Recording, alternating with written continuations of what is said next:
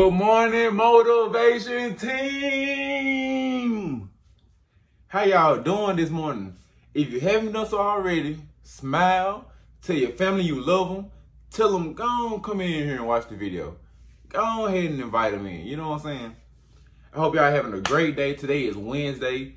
We still on the journey.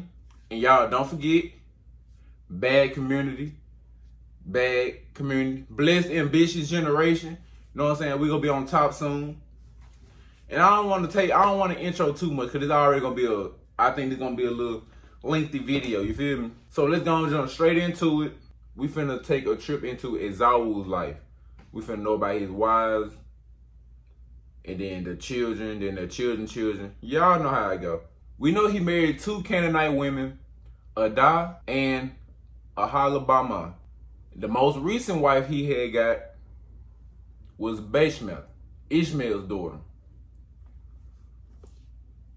Adah had a son for Esau. They named him Eliphaz.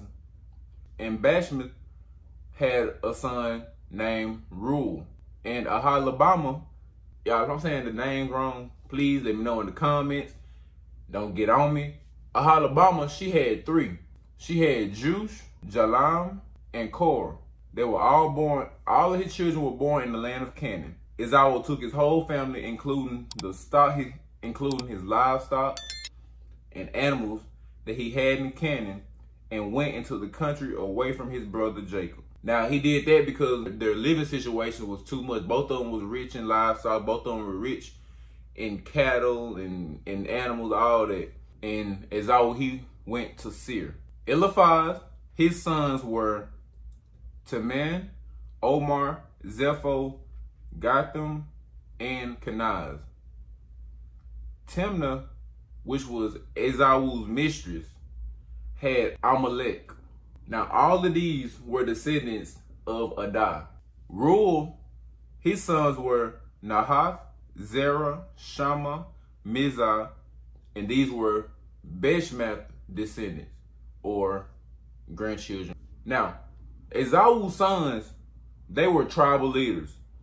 And when there were leaders, they had took on the word Duke. So they were Duke Taman, Duke Omar, Duke Zepho, Duke Kenaz, Duke Korah, Duke Gatham, Duke Amalek. They came out of the city of Edom, and they were leaders for Eliphaz. Reuel also had some leaders. His leaders were Duke Nahath, Duke Zerah, Duke Shammah, and Duke Mizah. And all of them also came out of the land of Edom. And all of Aholibamah's children were dukes, were leaders. So Duke Jush, Duke Jalam, and Duke Korah. The tribal leaders of Horites were Lothan, Shobal, Zibon, Anah, Dishan, Ezer, and Dishan. And they were all descendants of the land Edom. Lothan's children were Hori and Hermon. His sisters were Timnah. Shobal's children were Alvin, Manahath, Ebal, Shepho, and Onan. Zibon's children were Ajah and Anah. Anah's children were Dishan and Aholibamah. And the children of Dishan were Hamdan, Eshban, Ithran, and Sharon. The children of Ezer was Bilhan, Zavan, and Akan. The children of Dishan were Uz and Aran. Now, I'm about to read straight out the Bible, the kings of Edom. So, and then, hey, I promise we finna get into some entertainment, I promise. So, now these are the kings of Edom. Now, the way I'm finna read this, I'm gonna read it so that I can understand. And hopefully you can understand as well. If I'm confusing you, let me know in the comments below, and I'll just stop doing the way I'm doing it. And then if I have to do this again, I'll just read it regular. So, these are the kings that took over in the land of Edom. Before they took over any king of the children of Israel, Bela, the son of Bor, took over in Edom, and the name of his city was Dinhabah, and Bela died. And Jobab, the son of Zerah of Bozrah, took over in his honor. Then Jobab died, and Husham of the land of Temani took over in his honor. Then Husham died, and Hadad, the son of Bedad, who killed Midian in the field of Moab, took over in his honor, and the name of his city was Avith. Then Hadad died, and Samlah of Masrekah took over in his honor. Then Samlah died, and Saul of Rehoboth by the river took over in his honor. Then Saul died, and Baal-Hanan, the son of Akbar, took over in his honor. Then Baal-Hanan, the son of Akbar, had died, and Hadar took over in his honor, and the name of his city was Pau. His wife's name was Mehetabel, the daughter of Matred, the daughter of Mezahab. And these were the names that came, and these are the dukes that came of Esau, according to their families, after their places by their names. Duke Timnah, Duke Alvad, Duke Jetheth, Duke Ahalabama, Duke Elah, Duke Panan, Duke Kenaz, Duke Taman, Duke Mibzar, Duke Magdil, Duke Aram. These be the dukes of Edom, according to their habitations in the land of their possessions. He is Esau, the father of Edomites. Now, that was it for that. Now, I didn't want to cut that out. I didn't want to not say any of that because everything is important. So I wanted to include everything because, like I told you, I'm reading the Bible. So what's the point of me skipping this? Like, this is going to be some type of useful information one day. You feel me? Like, this might end up being useful. I might end up having to go back to this and be like, who was this?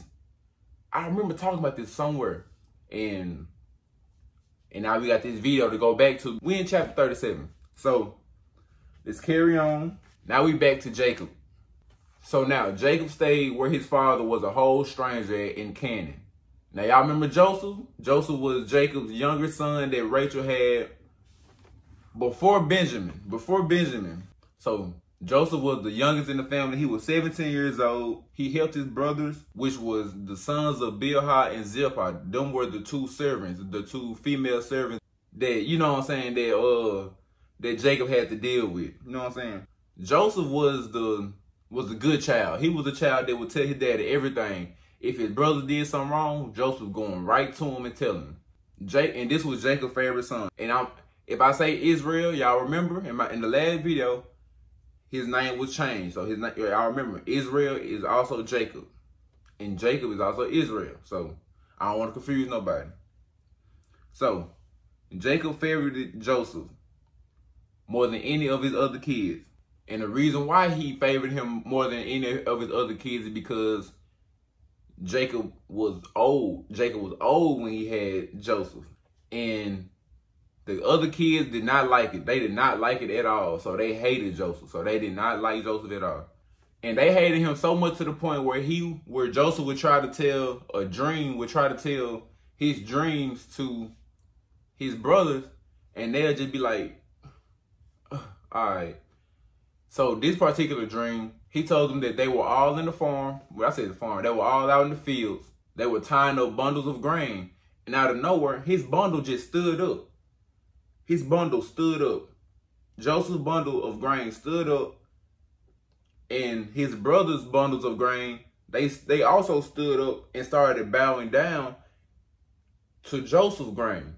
So my bad, y'all. I forgot to add that we have a word of the day, and the word is obeisance. It means a gesture expressing some type of respect. So when I said that his bundles of grain had bowed down, they showed obeisance. And his brother's like, bro, why you always talking about stuff like that? Why you must think you gonna rule over us or something. You must think you gonna be you must think you gonna be king or something. And he just, all right. So he said, all right, Let me at least tell y'all about this other dream. The sun and the moon and even the 11 stars, they also bowed down to me. And they were sick of it. They were sick of it. They were like, bro, I'm getting so sad. I'm getting tired of this man's dreams, bro. He keep talking about these dreams like he gonna rule over us or something. Like, what? And his father even came in and said, do you think me and your mother gonna bow down to you? Now his father's actually thinking about it. He actually taking it into consideration. Like, it could happen. And this is a message to y'all. Like, God put that vision in Joseph's head. He didn't put that vision in his brothers or in his father's head. So that vision was meant for Joseph. We don't know what's finna come into Joseph's life. You feel me? We don't know if he's gonna be king. We don't know if he's gonna rule over them or over somebody else.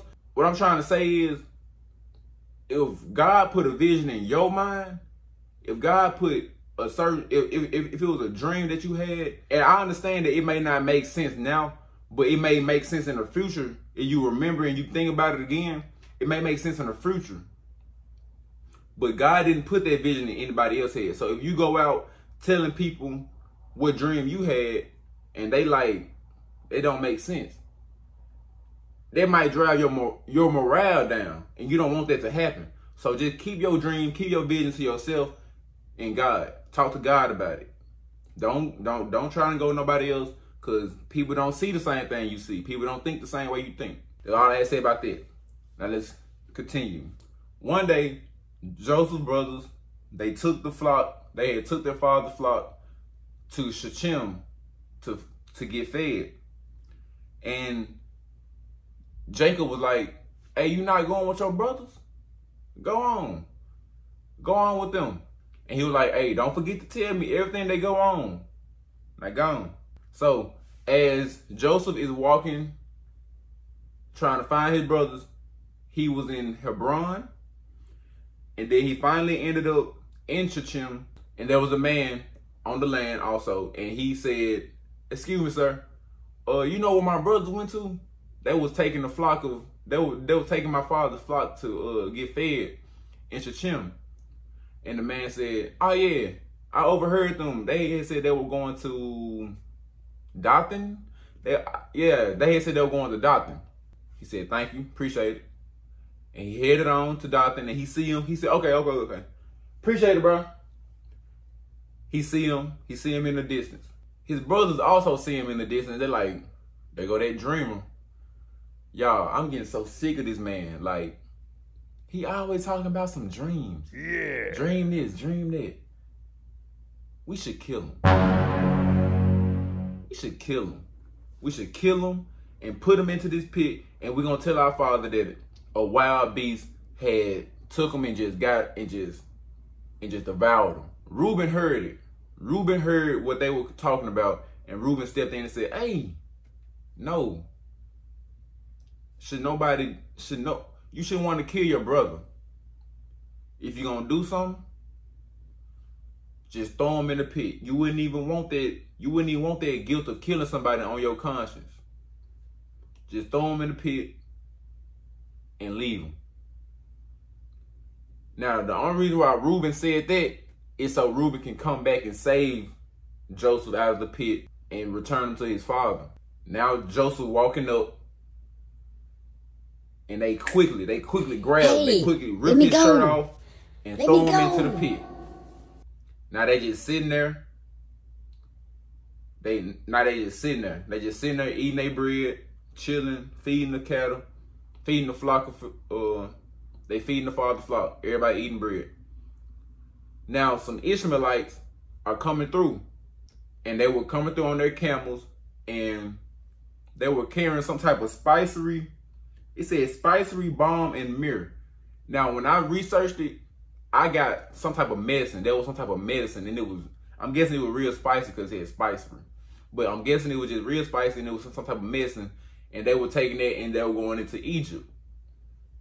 But before the Ishmaelites made it to Joseph's brothers,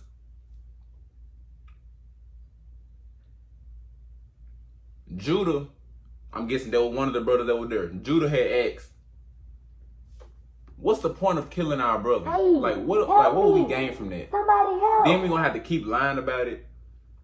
That's one thing my daddy told me. If you lie about something once, you gotta keep up with that lie until you gonna eventually tell the truth. So they were like, then we gotta cover up this death. Like what? Bro? Like now, like what we gonna do? Help me. He said, let us sell him to the Ishmaelites. Let's sell him. Let's sell him. So the Ishmaelites finally made it to him, and they asked the Ishmaelites to sell their brother Joseph for 20 silver. 20 pieces of silver. Joseph was sold. Joseph was sold, y'all. They took Joseph with them. Joseph's brothers, they walked away. And Reuben walking back towards the pit. Reuben looks into the pit. Oh, whoa, he gone. Yo, he's gone. Where is he? Reuben is going crazy. Reuben ripped his shirt off. He like, what am I going to do? Where is Joseph? So, as Reuben talking to the brothers, like, where he at? Meanwhile, the Ishmaelites, they had got his coat that they ripped off. They killed the goat. They killed the baby goat.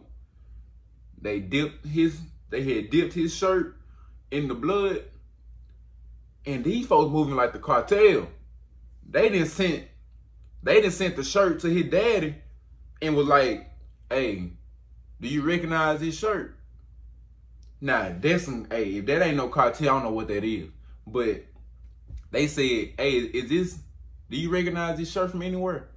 And y'all know, that was the shirt that Jacob gave to Joseph. And he like, of course I recognize it. That's my son. He like, and now he started going crazy. He going crazy. He like, oh my God, a wild beast done killed my son. I just know he ripped into pieces. His father is just mourning. His father can't even bear this type of information right now. And his sons, all his daughters, they trying to comfort him. He like, nah. Jacob like, nah, I can't even, get off me.